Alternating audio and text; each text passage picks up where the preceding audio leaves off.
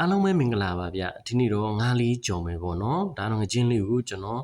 စားချုံမုံလေးတွေတိတ်ပြီးတော့4-5နာရီလောက်ထားပါတယ်ဒီဦးလေးတွေကိုကျွန်တော်စီထည့်ပါမယ်ပေါ့နော်ဒီနေ့တော့ကျွန်တော်စီလေးကျက်ရင်တော့ငချင်းလေးပေါ့နော်ကျွန်တော်ထည့်မယ်ပေါ့နော်စီလေးကျွန်တော်ထည့်ပါမယ်ဒီနေ့တော့ငပိချက်မယ်ပေါ့နော်ငပိချက်မယ်ငခုလေးနဲ့ပေါ့နော်ငပိချက်မယ်ငချင်းလေးကြော်မယ်ပြီးတော့ကြက်သားနဲ့ကိုလခါးကြီးနဲ့ပေါ့နော်အဲ့လေးကိုအရေးတောက်ဆန်းလေးချက်မယ်ပေါ့နော်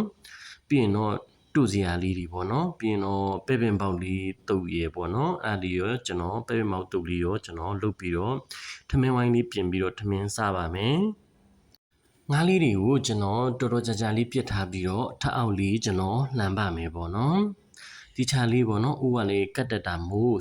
ငါကြော်ရင်လည်းပညာသားလေးလေးပါမှာပေါ့နော်စီလေးပူမှာပေါ့နော်ပြီးရင်တော့ငါ့ကိုလည်းပေါ့နော်ဟိုနိုင်ဝက်လောက်တီပေါ့နော်ပြစ်ထားပြီးတော့ပေါ့နော်ကြော်ထားမှာပေါ့နော်မဟုတ်ရင်ဟိုငါးလေးတွေကဟိုကြည်သွားတာမျိုးလေးတွေဖြစ်တတ်ပါတယ်ဒါကြောင့်ပေါ့နော်ငါကြော်တာလည်းပညာလေးတွေရှိပါတယ်အခုတော့ငါကြော်လူကျွန်တော်ဆေးထားပါအောင်မယ်ပေါ့နော်ကြော်လူပြီးတာလေးတွေနောက်ပြီးတော့ထပ်ပြီးတော့ကြော်ပါမယ်ငချင်းလေးကြည့်ရင်တော့ကျွန်တော်ဆေးထားမယ်ပေါ့နော်ဒါလေးကတော့ကျွန်တော်ငချင်းလေးပေါ့နော်ရပြီပေါ့နော်အဲ့အတွက်ကျွန်တော်ဆေးထားပါမယ်ဆေးပြီးတော့နောက်တစ်တုံလောက်ထပ်ပြီးတော့ကြော်မယ်ပေါ့နော်ငချင်းကတော့ကြောစားရင်ရန်ကိုကောင်းပါတယ်အယိုးများတဲ့အတွက်ငချင်းကိုကြော်တာကပို့ပြီးတော့တင်တော်ပါတယ်ချက်စားတာပဲဖြစ်ဖြစ်ဘာပဲဖြစ်ဖြစ်ပေါ့နော်အယိုးကတော့များတဲ့အတွက်ကြောင့်ကြော်တာကပို့ပြီးတော့စားလို့ကောင်းပါတယ်ငချင်းကြော်ချက်လေးလည်းကောင်းတယ်လို့တချို့ကတော့ငချင်းလေးကိုလည်းငါတလောက်ပေါင်းတယ်လို့ပေါင်းပြီးတော့ဟိုချက်စားတက်ကြပါတယ်ဗျာနော်ဒါဆိုရင်တော့ကျွန်တော်ရေငချင်းကြော်တာလေးပေါ့နော်ငါကြော်တာလေးအဆုံးသက်ပြီးပါပြီပေါ့နော်ဒါလေးကိုကျွန်တော်ဆေးထားပါမယ်ပေါ့နော်ပြီးတော့ဟိုဒန်ဒေဦးလေးကိုလည်းတီချာလေးပေါ့နော်ဖယ်ထားပါမယ်ဒါကတော့ကျွန်တော်ဟိုရေလေးထည့်မယ်ပေါ့နော်ဒန်ဦးလေးတွေကိုရေလေးထည့်မယ်ပြီးရင်တော့ဖုံးလေးအုပ်ပြီးတော့ပေါ့နော်ကျွန်တော်တဲထားပါမယ်ပေါ့နော်ငါးလေးပြုတ်ဖို့အတွက်ပေါ့နော်ငခုလေးကျွန်တော်ပြုတ်မယ်ပေါ့နော်ရေလေးပွက်ပြီးဆိုတာနဲ့ကျွန်တော်ငခုလေးထည့်ပါမယ်ပေါ့နော်ငခုလေးကတော့ငပိချက်ဖို့အတွက်ကျွန်တော်5တက်လောက်ကိုကျွန်တော်ဟိုပြုတ်တာပါအနည်းငယ်ပေါ့နော်ပြုတ်လို့ပြီးပြီဆိုရင်တော့ဆယ်ထားပါမယ်ဆယ်ထားပြီးရင်ကျွန်တော်ဒီငချင်းလေးတွေကိုနှွင်ပါမယ်ပေါ့နော်အယိုးလေးတွေမပေါအောင်ဒီချာလေးနှွင်ပါပါငါးလေးပြုတ်တဲ့ဦးလေးတွေမှာပဲကျွန်တော်ငပိရည်လေးတွေဂျိုပါမယ်ငပိကတော့ကောင်းတယ်ပေါ့နော်အကောင်လေးကြည့်တယ်ငစင်ရိုင်းငပိလေးတွေပါဟိုတဝက်လောက်တော့ကျွန်တော်ဟိုထည့်ထားပါတယ်ပေါ့နော်ဒါလေးကိုရေပွက်တဲ့တီကြည်တဲ့တီကိုကျွန်တော်ရေလဲကျတဲ့တီကိုတင်ပါပါငါးလေးတွေကတော့အကောင်လေးတွေပေါ့နော်ဟိုလှတဲ့ထဲမှာပါပါတယ်ငါးလေးတွေကြည်တဲ့တီကိုပြုတ်မှာပါပေါ့နော်ကြိုမှာပေါ့နော်ငပိရတော့ကျွန်တော်စနေမထည့်ပါဘူးပြီးရင်တော့ချက်မှာပဲကျွန်တော်စနေထည့်ပါတယ်ဒီလိုအနေထားရောက်ပြီဆိုရင်တော့ငါးလေးတွေလည်းကြည်ပြီပေါ့နော်အဲ့အတွက်ကျွန်တော်ခအူးလေးပိတ်ပြီးတော့ထားပါတယ်အေးတဲ့ခါမှာကျွန်တော်ဟိုစကားလေးနဲ့ပေါ့နော်ဟိုစစ်လေးနဲ့ပေါ့နော်ငပိလေးကိုစစ်ပြီးတော့ထည့်ထားပါမယ်ငပိလေးကစစ်ပြီးတော့စားတာကပို့ပြီးတော့ပေါ့နော်ကောင်းပါတယ်ငပိမှာကတ်နေတဲ့အမှုန်မွှားလေးတွေကြေးကုံလေးတွေပြီးတော့အယူအမိုက်တွေပေါ့နော်ငပိမှာတိတ်ထားတဲ့အမိုက်လေးတွေပါတတ်တာမို့ဟိုငပိကျိုးတဲ့ခါမှာစစ်ပြီးတော့မှချက်တာပဲဖြစ်ဖြစ်ပေါ့နော်ပြီးတော့ဟိုစားတာပဲဖြစ်ဖြစ်ပေါ့နော်ဒီတိုင်းလေးစားတာပဲဖြစ်ဖြစ်အဲ့ဒါမှပို့ပြီးတော့တင့်တော်ပါတယ်ပို့ပြီးတော့လေချက်မကြီးနဲ့ညီညွတ်ပါတယ်ပေါ့နော်ဒါကတော့ကျွန်တော်ရဲ့ငပိကျိုးခွက်လေးပေါ့နော်ပြီးမှကျွန်တော်ပြန်ပြီးတော့ချက်မှာပါငပိကြိုပြီးဖြစ်တာမို့အဲ့တွင်ငပိချက်ဖို့အတွက်ကျွန်တော်ဒဲဦးလေးတွေကိုစီလေးအနည်းငယ်ထည့်ပါမယ်ဒါကတော့ငါးကြော်ထားပြီးသားစီလေးကိုကျွန်တော်ပြန်ပြီးတော့အသုံးပြုတာပါစနွင်းမုံလေးကျွန်တော်ထည့်ပါတယ်နွင်းမုံလေးပေါ့နော်စီလေးကြက်တာနဲ့ကျွန်တော်ဟိုငှက်တီးကြက်သွန်ထောင်းထားပြီးသားလေးပေါ့နော်အဲ့ဒါလေးကိုဟိုထည့်ပြီးတော့ပေါ့နော်စီတက်ပါမယ်စီလေးပေါ့နော်ဟိုစီလေးမှုပြီးဆိုတာနဲ့ဟိုငခုလေးတွေကိုဟိုအယိုးနှွင့်ထားပြီးသားလေးတွေကိုကျွန်တော်ထည့်ပါမယ်ဒီချာလေးမှုမယ်ပေါ့နော်ဟိုပြီးတော့အချုံမုံလေးရောထည့်ပါတယ်ဗျာနော်စားတော့မထည့်တော့ဘူးပေါ့နော်ငပိထည့်မှာဖြစ်တဲ့အတွက်အဲ့ဒါစားတော့မထည့်တော့ပါဘူးဒီချာလေးပေါ့နော်ငါးလေးကိုကျွန်တော်စီတက်ပါမယ် စီတက်လို့ဝရင်တော့ကျွန်တော်ငပိထည့်မှာပါဒီလိုနေထားရောက်ရင်တော့ငါးစီတက်တာလေးပေါ့နော်ပြေဆုံးပြီပေါ့နော်ရပြီပေါ့နော်အဲ့အတွက်ကျွန်တော်ငပိလေးကိုတိချလေးလောင်းထည့်ပါမယ်ပေါ့နော်ငပိလေးလေးကြာပေါ့နော်ပြီးတော့ငါးလေးတွေလေးပေါ့နော်ငပိလေးစိတ်ဝင်သွားတဲ့အထိပေါ့နော်ကျွန်တော်ထည့်မှာပါအခုကတော့အချုံမုံလေးလိုက်တာပေါ့နော်ငပိထည့်တဲ့အတွက်ပေါ့နော်ကျွန်တော်ရေးကြတဲ့အထိတင်ပါပါဟင်းချက်နေတန်လန်လေးကိုငပိနဲ့တင်တင်လေးထွက်လာပါပြီပေါ့နော်ဟိုအရန်ငုံမှလေးစားခြင်းစပွဲလေးပါဟိုရေလေးလဲကြပြီဆိုတာကြောင့်ဒီငပိလေးပေါ့နော်ကျွန်တော်ရဲ့ငပိလေးရပြီပေါ့နော်ဒီလိုနေထားဆိုရင်တော့ကျွန်တော်ကအိုးလေးပိတ်ပြီးတော့ပေါ့နော်ငပိလေးကိုဖယ်ထားပါမယ်ခတ်ထားပါမယ်ပြီးတော့ပေါ့နော်ကြက်သားနဲ့ကွန်လခါးကြီးချက်မှာမို့ကျွန်တော်ဒံဦးလေးသုံးပြီးတော့ချက်ပါတယ်ဒံဦးလေးကပို့ပြီးတော့မီးစုတဲ့အတွက်ကြောင့်ကြက်သားကပို့ပြီးတော့နူးလွယ်တယ်ပေါ့နော်ဣလွယ်တယ်ပေါ့နော်ဟိုစနင်းမုံလေးထည့်မယ်ပေါ့နော်စီးထည့်ပြီးပြီဆိုရင်တော့ပြီးရင်တော့အယောင်တင်လေးထည့်မယ်ပေါ့နော်အယောင်တင်ကတော့အကြာကြီးထည့်ရင်မဲသွားတတ်ပါတယ်ပြီးရင်တော့ကြက်သွန်ပြူလေးထောင်းထားတာလေးဂျင်းလေးရောပါပါတယ်ကျွန်တော်ထောင်းထားတာလေးထည့်ပါမယ်အဲ့ဒါလေးကိုစီတက်မယ်ပေါ့နော်စီလေးချက်ပြီးဆိုရင်ကျွန်တော်ကြက်သားထည့်မယ်ပေါ့နော်ဒါလောက်နေသားဆိုရင်တော့စီချက်ပြီပေါ့နော်အဲ့အတွက်ကျွန်တော်ကြက်သားလေးထည့်မယ်ပေါ့နော်ကြက်သားလေးတရီလောက်ကိုကျွန်တော်တည်မှာပါ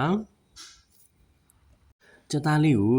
လုံးထားပါမယ်ပေါ့နော်ဒီချာလေးမှွေပြီးတော့လုံးထားပါမယ်ပြီးရင်တော့ကျွန်တော်အချိုမုံလေးလိုက်တယ်ပေါ့နော်ချုံမုံလေးလိုက်ပြီးရင်ကျွန်တော်စားလေးအနှဲငယ်ထပ်လိုက်ပါတယ်ပြီးရင်တော့တီချာလေးလုံးမယ်ပေါ့နော်ဒါလေးကိုစီလေးကျန်စီလေးဝင်းတဲ့အထိကိုကျွန်တော်တရီလောက်ပေါ့နော်ဟိုသူ့ရဲ့ဟိုကြက်သားရဲ့အရေလေးပေါ့နော်အဲ့လောက်ကိုကျွန်တော်ဖုံလေးအုပ်ပြီးတော့တည်ထားပါအောင်မယ်ဖုံလေးဖွင့်ပြီးတော့ပြန်ပြီးတော့ပေါ့နော်မှွေအောင်မယ်ပေါ့နော်ကြက်သားလေးအနေထားလေးကိုကျွန်တော်တစ်ချက်ကြည့်ပါမယ်ပေါ့နော်ရေလေးကတော့မခန်းတခန်းလေးပေါ့နော်အဲ့အတွက်ရေလေးခန့်တဲ့ထီကိုထပ်တင်ပါမယ်ရေလေးခန့်မှာပဲဟို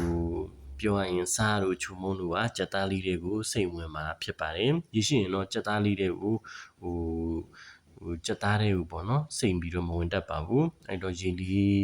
ခန့်တဲ့ထီပေါ့နော်စီလေးပြန်တဲ့ထီကိုကြက်သားကိုလုံးထားတာပါဒီလိုနေထားဆိုရင်တော့ကျွန်တော်ရဲ့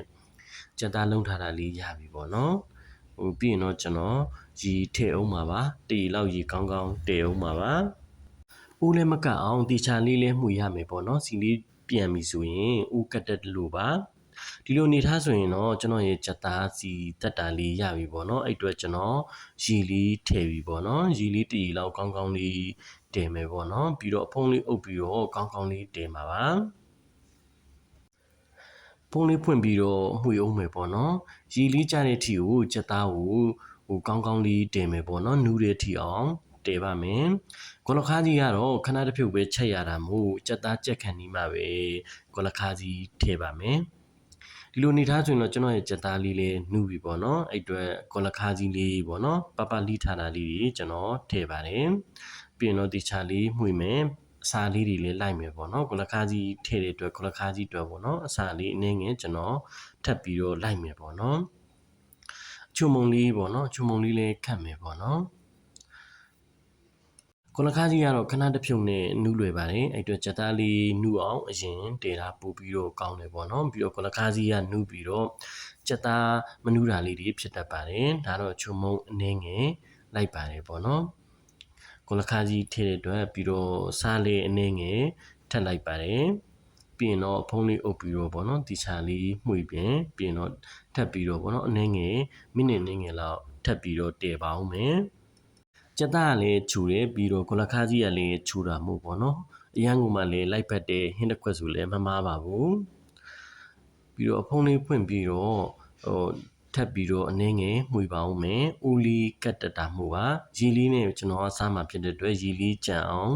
တည်အောင်ပါပါ။ခဏတစ်ပြုတ်ဆိုရင်တော့ကျွန်တော်ရေပေါ့နော်ကြက်သားနဲ့ကိုလခါးသီးချက်လေးရပြီပေါ့နော်။ရန်ကုန်မှာလည်းမှွေပြီးတော့ပေါ့နော်။ရန်ကုန်မှာလည်းစလို့ကောင်းပါတယ်ဗျနော်။တခြားလေးမှွေမယ်ပေါ့နော်။ပြီးတော့အဖုံးလေးဖွင့်ပြီးတော့ဟိုတခြားလေးပေါ့နော်။ကြက်ပြီးဆိုရင်တော့ကျွန်တော်ကအူလီပိတ်လိုက်ပါမယ်။ဒီလိုနေထားဆိုရင်တော့ကျွန်တော်ရဲ့ကြက်သားနဲ့ကောလခါးစီချက်လေးရပြီပေါ့နော်စားခြင်းတပွဲလေးပါဖွယ်ဖွယ်ရရလေးပေါ့နော်ဘ ပြီးတော့အယောင်စင်းလေးနဲ့ပေါ့နော်အရန်ကိုမှလည်းလှပါတယ်ကြက်သားနဲ့ကိုလခါးသီးချက်လေးချက်ပြီးဆိုတော့ကျွန်တော်ပြီးတော့ပဲပင်ပေါက်လေးပြုတ်မယ်ပေါ့နော်ပဲပင်ပေါက်လေးတုံမှာဖြစ်တဲ့အတွက်ပဲပင်ပေါက်လေးပြုတ်မှာပါအဲ့အတွက်ဓာတ်ဦးလေးတွေကိုရီထည့်မယ်ပေါ့နော်ပြီးတော့ဖုံးလေးပုတ်ပြီးတော့ဖုံးလေးအုပ်ပြီးတော့ပွက်တဲ့ထီကိုတည်ပါမယ်ပွက်ပြီးဆိုတာနဲ့ကျွန်တော်ပဲပင်ပေါက်လေးတွေစီးထားတာလေးတွေကိုကျွန်တော်လောင်းထည့်လိုက်ပါမယ်ပဲပင်ပေါက်လေးဤတဲ့ထီအောင်ကျွန်တော်တင်ပါပါရေလေးပွက်တာနဲ့ပဲပင်ပေါက်လေးကအနေငယ်ဤပြီပေါ့နော်ဒီလိုနေထားရောက်ပြီဆိုရင်တော့ကျွန်တော်ရဲ့ပဲပင်ပေါက်လေးရပြီပေါ့နော်ရေလေးပွက်ပြီးဖြစ်တာကြောင့်တကားလေးနဲ့တီရှာလေးစစ်ပြီးတော့ကျွန်တော်ခွက်လေးတွေကိုတန့်စင်အောင်ထည့်ထားပါမယ်ပဲပင်ပေါက်လေးကိုတီချာလေးဆယ်ပြီးတော့ပေါ့နော်ကျွန်တော်ပဲပင်ပေါက်လေးတုပ်ဖို့အတွက်ပြင်ဆင်ထားပါတယ်ကြက်သွန်လေးလှီးထားပါတယ်ပေါ့နော်ပြီးရင်တော့ပဲပင်ပေါက်လေးကိုအစာပလာနဲ့တီချာလေးတုပ်ပါမယ်ပဲပင်ပေါက်လေးတွေကိုကြက်သွန်လေးထည့်မယ်ပေါ့နော်ကြက်သွန်2ဦးလောက်ကိုကျွန်တော်လှီးထည့်ထားပါတယ်ကြက်သွန်ထည့်ပြီးရင်တော့ပဲလေးထည့်မယ်ပေါ့နော်မြေပဲဆန်လေးကိုတီချာလေးထောင်းထားတာလေးတွေထည့်ပါမယ်မြေပဲဆန်လေးကအတုပ်ထဲမှာတော့ပေါ့နော်သူရဲ့အသက်ပေါ့နော်အရန်ကိုစားလို့ကောင်းပါတယ်ပြီးတော့ပဲမုံချက်လေးထည့်မယ်ပေါ့နော်အတုပ်ဆိုရင်တော့ပဲမုံချက်ကလည်းမပါမဖြစ်ပါပဲပေါ့နော်ပြီးရင်တော့ချုံမုံလေးထည့်မယ်ပေါ့နော်ချုံမုံလေးထည့်ပြီးပြီးကျွန်တော်စားထည့်ပါမယ်စားလေးထည့်မယ်စားလေးထည့်ပြီးငရုတ်သီးလေးထည့်မယ်ပေါ့နော်ငရုတ်သီးမှုန့်လေးတခြားလေးကောပြီးတော့2စွန်းလောက်ဖြစ်ဖြစ်ထည့်ပါမယ်ငရုတ်သီးကြိုက်ရင်ငရုတ်သီးများများလေးထည့်မယ်ပေါ့နော်ပြီးရင်တော့စီလေးထည့်မယ်ပေါ့နော်စီလေးစီကြိုက်ရင်တော့ပိုကောင်းပါတယ်ကျွန်တော်ကအချိန်မရတဲ့အတွက်စီချက်ဖြစ်လိုက်ပါဘူးပြီးရင်တော့နေပါမယ်နှမ်းစားအောင်နေမယ်ပေါ့နော်ပြီးတော့တမယာကြီးလေးညှစ်အောင်ပါပဲပင်မောက်တုပ်လေးကလည်းတမျိုးတမီလေးနဲ့ပေါ့နော်စလို့ကောင်းပါတယ်အဲ့အတွက်တုပ်စားကြည့်ပါလို့လည်းပြောချင်ပါတိုက်တွန်းချင်ပါတယ်ဒီလိုနေထားရောက်ပြီဆိုရင်တော့ကျွန်တော်ရဲ့ပဲပင်မောက်တုပ်လေးရတဲ့အနေထားပေါ့နော်ကျွန်တော်တမယာကြီးလေးညှစ်ထည့်ပါအောင်မယ်အချင်းပို့လို့ပါတမယာကြီးလေးညှစ်ပြီးရင်တော့ကျွန်တော်ရဲ့ပဲပင်ပေါက်တုပ်လေးရပြီပေါ့နော်အရန်ကမှလေးစလို့ကောင်းပါတယ်တခါတလေဓာတ်မျိုးလေးတွေတုပ်စားရတာကပို့ပြီးတော့ထမင်းမိန်ပါတယ်ပဲပင်ပေါက်လေးတုပ်လို့ပြီးရင်တော့ထမင်းဝိုင်းလေးပြင်မယ်ပေါ့နော်ပဲပင်ပေါက်လေးနဲ့ပေါ့နော်ကျွန်တော်ငပိလေးရယ်ကြက်သားနဲ့ခဝဲကြီးလေးနဲ့ပေါ့နော်ပြီးတော့တူစရာတွေနဲ့ပေါ့နော်စားမယ်ပေါ့နော်ဒါကတော့ကျွန်တော်ရဲ့ပဲပင်ပေါက်တုပ်လေးရတဲ့အနေထားပေါ့နော်ပြီးတော့ထမင်းဝိုင်းပြင်ပါမယ်ဒါလေးကတော့ငပိချက်လေးပေါ့နော်ငားနိုင်နိုင်လေးနဲ့ငပိလေးချက်ထားပါတယ်ငူသီးချက်ရင်တော့ငူသီးထက်ထည့်လို့ရပါတယ်ဒါကတော့ငချင်းကြော်လေးပါဒါကတော့ပေါ့နော်ကြက်သားနဲ့ကောလခါးကြီးနဲ့ချက်ထားတာလေးပေါ့နော်ရန်ကုန်မှာလည်းစလို့ကောင်းပါတယ်ဒါကတော့ကျွန်တော်စောနာတုတ်တဲ့ပဲပင်ပေါက်တုတ်လေးပေါ့နော်ရန်ကုန်မှာလည်းလှပြီးတော့ရန်ကုန်မှာလည်းစလို့ကောင်းပါတယ်အဲ့အတွက်ထမင်းဝိုင်းလေးပြင်နေပေါ့နော်ထမင်းဝိုင်းလေးပြင်ပြီးရင်တော့ထမင်းဆွဲမယ်ပေါ့နော်လာစားဖို့လေးဖိတ်ခေါ်ပါတယ်ဟင်းလေးကဖွယ်ဖွယ်ရရလေးပေါ့နော်တူစီယာကတော့ပေါက်ပန်းမြူရွက်လေးရယ်ပြီးတော့ခရမ်းကောင်းသီးလေးရဲ့ကိုတူစီယာဖြစ်နေကျွန်တော်လုပ်ထားပါတယ်ငပိလေးဆမ်းမယ်ပေါ့နော်ထမင်းလေးတွေကိုငပိနင်းငယ်ဆမ်းပါမယ်ထမင်းစားဖို့အတွက်ကျွန်တော်ပြင်ပါပြီပြီးတော့ကောလခါးစီနဲ့ကြက်သားလေးပေါ့နော်ဒါလေးကတော့ကောလခါးစီနဲ့ကြက်သားလေးပေါ့နော်ထမင်းစားပါမယ်လာစားဖို့လည်းဖိတ်ခေါ်ပါတယ်ဒါလေးကတော့ပဲပင်ပေါက်လေးပေါ့နော်အရန်ကမှလည်းစားလို့ကောင်းပါတယ်ချင်းချင်းလေးနဲ့ပေါ့နော်ပြီးတော့ပေးနိုင်နိုင်လေးနဲ့တုပ်ထားတာဖြစ်ပါတယ်ပြီးတော့ခရမ်းကောင်းသီးလေးတစ်လုံးလောက်ကျွန်တော်ယူပါမယ်အဲ့အတွက်ရန်ကုန်မှာပဲလိုက်ဖက်တဲ့ပေါ့နော်ထမင်းဝိုင်းလေးဖြစ်သွားပါပြီအဲ့ဒါကြောင့်အားရပါရပဲဆွဲပါတော့မယ်လာစားဖို့လည်းဖိတ်ခေါ်ပါလေဗျာနော်